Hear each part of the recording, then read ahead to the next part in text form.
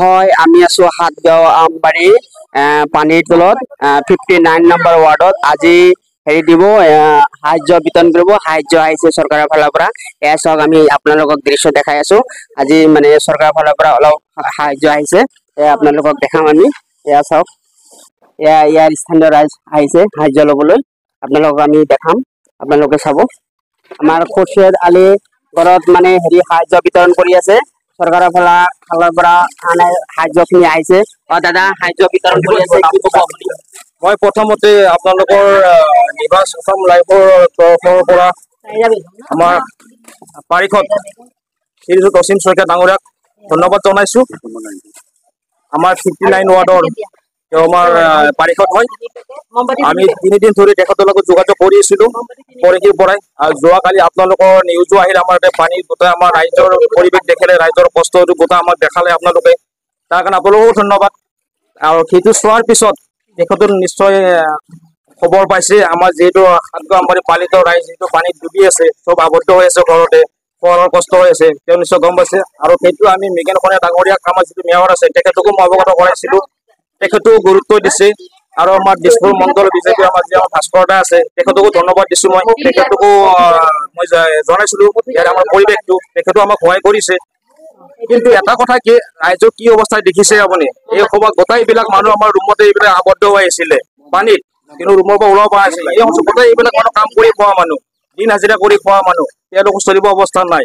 কিন্তু তেনেস্থলত আমাক যিখিনি বৰ্তমান দিছে, আমাক পাৰিষদ ডাঙৰীয়াই পঠাইছে, বিস্কুট পঠাইছে, কাছৰ পেকেট পঠাইছে, পানী বটল পঠাইছে, আৰু লগতে আমাৰ এইটো যিটো কেণ্ডেল পঠাইছে।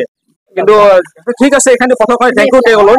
এইখিনিতো সন্তুষ্ট মানুহ হ'ব নোৱাৰে কেতিয়াও, কাৰণ বিস্কুট খাই মানুহ থাকিব নোৱাৰে। আৰু বিস্কুট খাই ল'ৰা ছোৱালী 2 বিস্কুট খাব, বাকী ডাঙৰ বোলে কি খাব, তেওঁলোক কামত যাব পৰা নাই।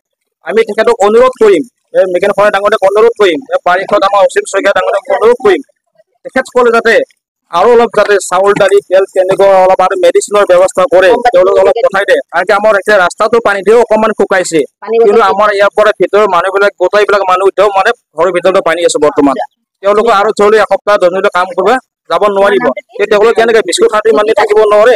কিন্তু তেওঁক মই অনুৰোধ কৰিম, তেওঁ যাতে আমাক ইয়াৰ অঞ্চল যিটো পঠাইছে এতিয়া আকৌ যাতে তেখেতে আমাক ইয়াত অলপ চাউল দালি তেনেকুৱা খাব পৰা, যাতে অলপ পেট ভৰাই মানুহ এসাঁজ খাব পাৰে, তেনেকৈ যদি অলপ বস্তু অলপ দি দিওঁ। আৰু মেডিচিন যাতে ব্যৱস্থা, কোন ল'ৰা ছোৱালীবিলাক মানে বেমাৰ পৰা খবৰ পাইছে ভিতৰৰ পৰাই জ্বৰত ভুগি আছে, তেনেকুৱা ল'ৰা ছোৱালী যদি মেডিচিনৰ ব্যৱস্থা কৰে।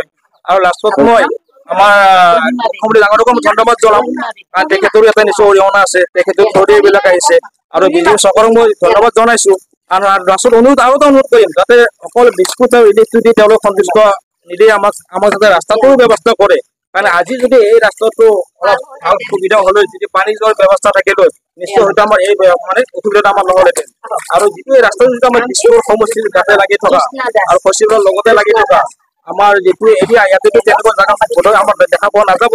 আমাৰ অতুল বৰা ডাঙৰীয়াই কিন্তু খবৰ নাই। আমাৰ যিটো পাৰিষদ তেখেতে খবৰ ল'লে, কিন্তু অতুল বৰা ডাঙৰীয়াই এতিয়ালৈকে খবৰ নাই। এই সমষ্টিৰ খবৰ লৈছে নি, তেওঁ আমাৰ লগত ফোনত যোগাযোগ কৰিছে নি, তেওঁ আহিছে, তেওঁ এতিয়াও কাণ সাৰ নাই। তেওঁৰ কথাটো ক'ব বাদ দিয়া হৈছে, মানুহ তেওঁকতো ঠিকাৰে দিছে তেওঁ।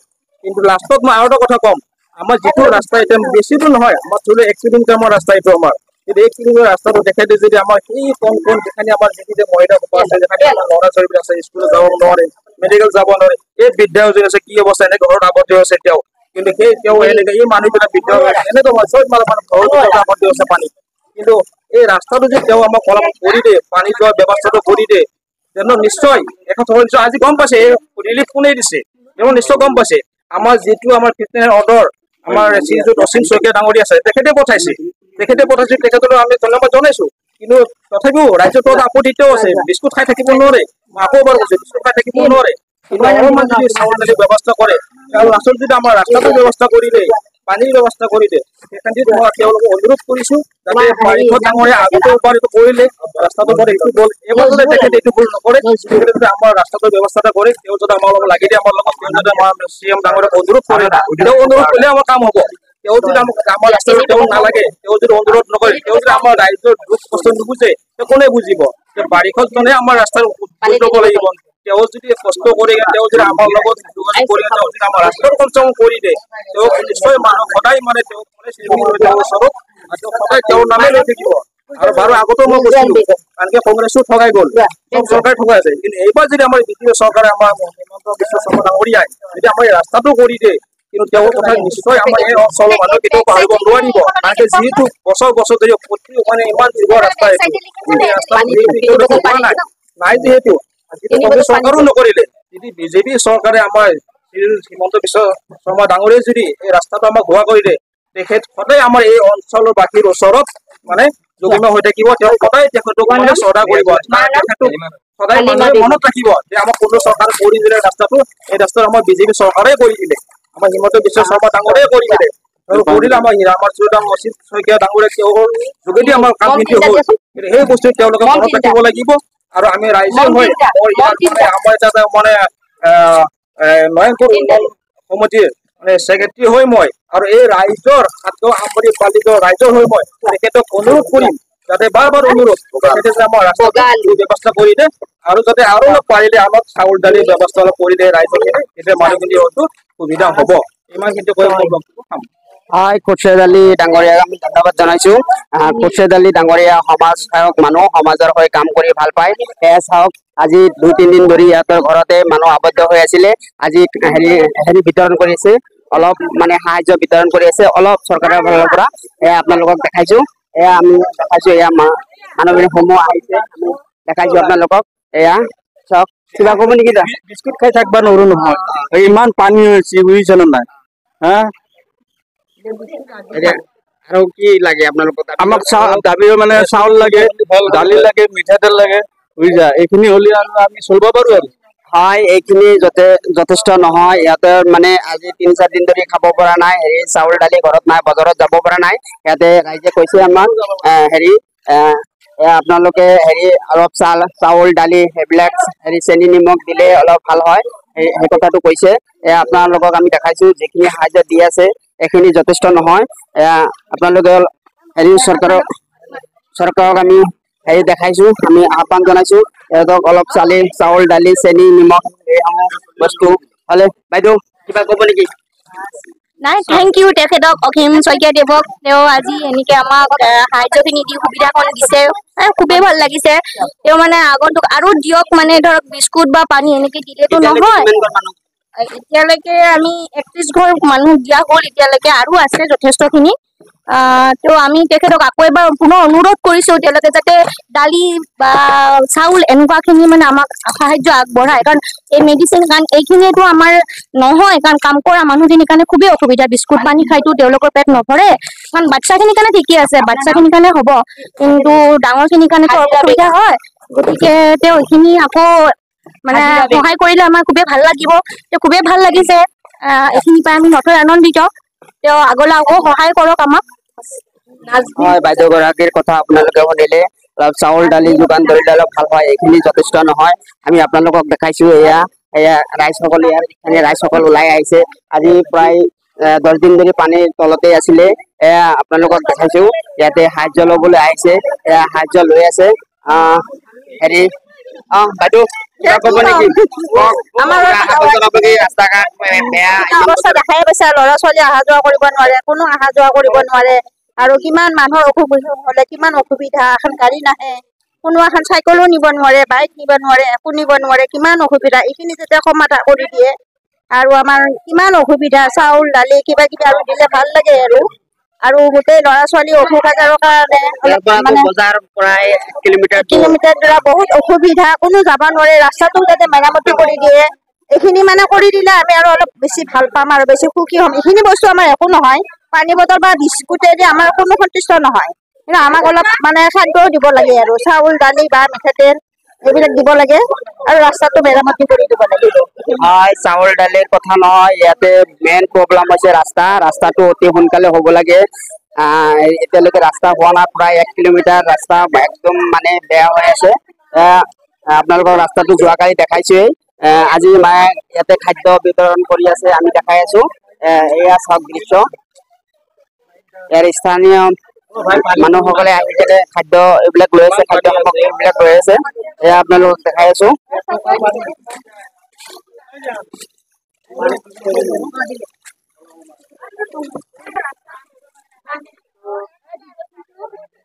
বাইদেউ হেৰি কি হেৰি পালে সাহায্য পালে?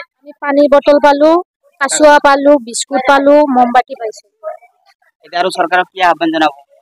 ৰাস্তাটোৰ কাৰণে আমি আহ্বান জনাম প্ৰথমতে, আৰু যাতে বহুতো মানুহ অসুবিধা হৈছে, ঘৰে ঘৰে পানী সোমাইছে, কিছুমানে খাব পোৱা নাই। চাউল দালি আছে না? চাউল দালিও মানে অসুবিধা হৈছে, ৰাস্তাৰ কাৰণে নিয়াতো অসুবিধা হৈছে, যাতে সেইখিনিও চৰকাৰে দিয়াৰ ব্যৱস্থা কৰে, তাকে আহ্বান জনাম।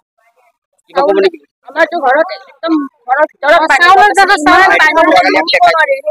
থাকিব নোৱাৰি। ড্ৰেইন চেইন বিলাক যদি বনাই দিয়ে, ৰাস্তাটো যদি চৰকাৰে কৰি দিয়ে, পানীখিনি ওলাই যোৱাৰ ব্যৱস্থা কৰি দিয়ে, তেন্তে আমি খোৱা বস্তু দি কেইদিন সন্তুষ্ট থাকিম? এদিন বা দুদিন সন্তুষ্ট থাকিম।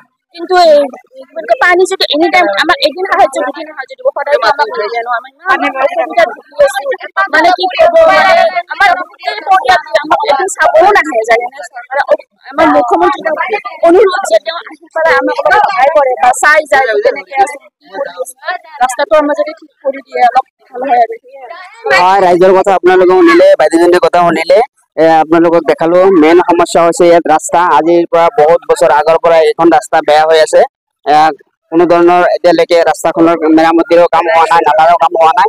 আপোনালোকক দেখাইছো, এয়া চাওক সাহায্য বিতৰণ কৰি আছে। এয়া আমি আপোনালোকক দেখাই আছো।